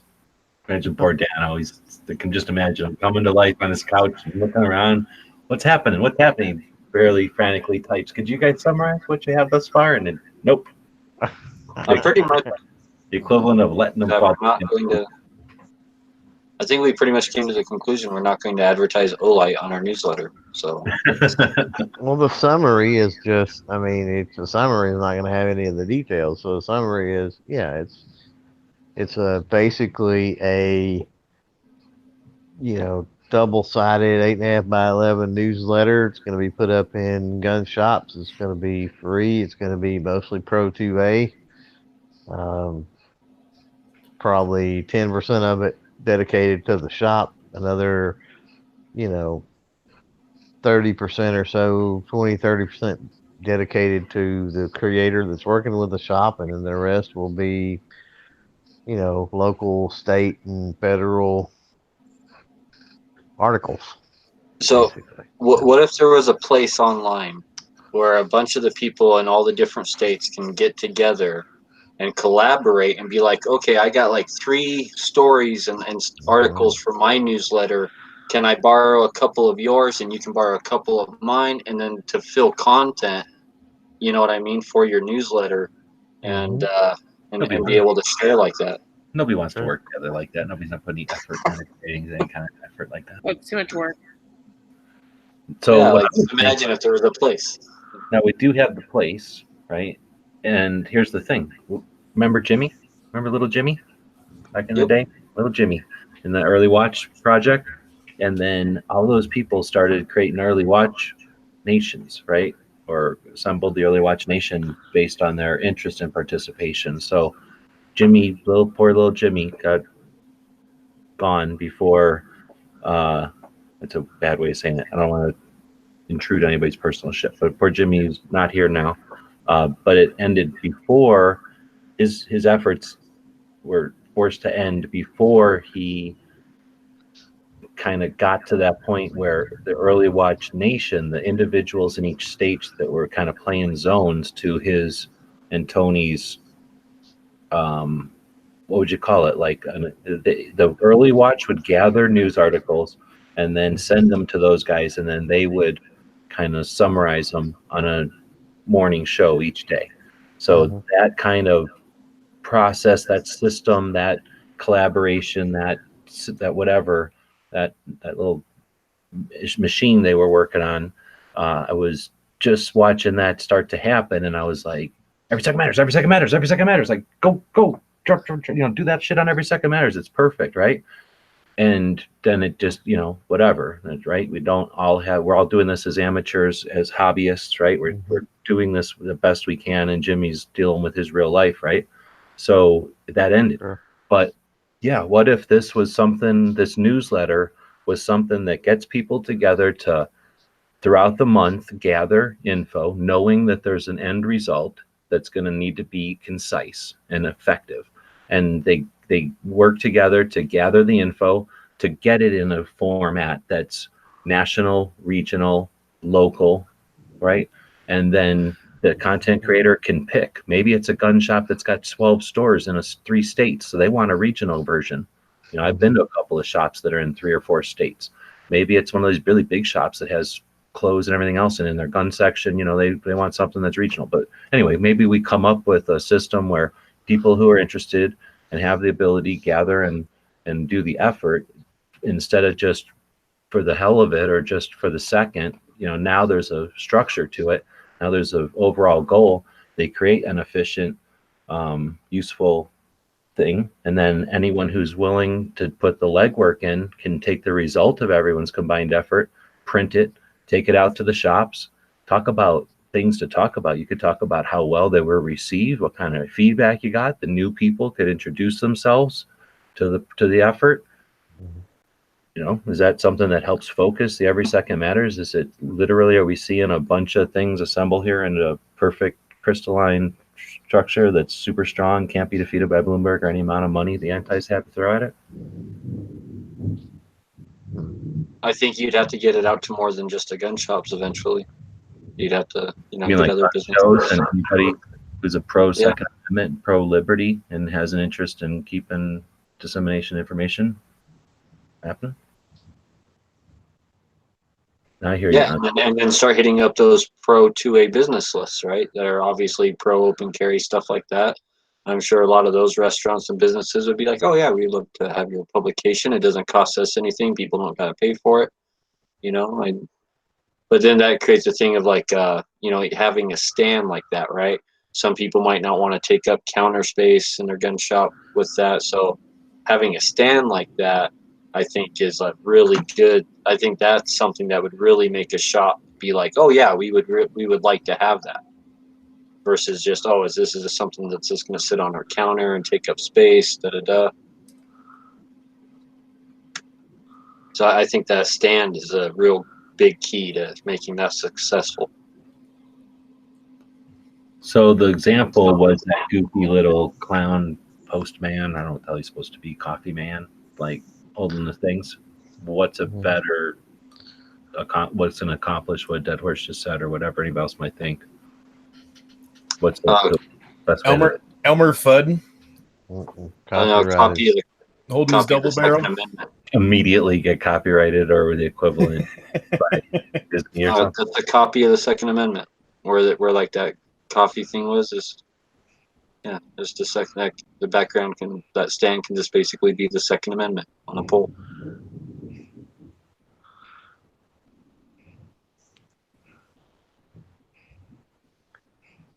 That could work. Wait, I don't know how catchy that would be at any kind of distance. What is it? You're saying write the Second Amendment down the pole? Well, no, like on the top of the pole, like the actual piece that was holding the flyers on top of the pole for the coffee news, right? Just have that be like a big version of the Second Amendment. You know? No way. Nobody's gonna look over at a big wordy thing, and even if it was, unless it was maybe okay. All right, I'm gonna shut up. What if it's that guy from I'm Only a Bill, right? Schoolhouse Rocks. If it's that Second Amendment guy sitting there with a gun, getting copyright, a strike right there. But where it's Second Amendment on it, it's not Bill anymore, right? It's copyright. Yep. It's Second Amendment guy. Yeah. Well, and if you could always draw it a little bit differently. Yeah, just enough. It just can't be confused with, right? Let's Angelina's drawing it. So if Angelina draws a little bit differently, then we won't get copyrighted. Wait, what? All right, thank you. You just got voted in to draw the little Second Amendment guy, the Second Amendment bill guy. Okay, I can do it. Send me a picture.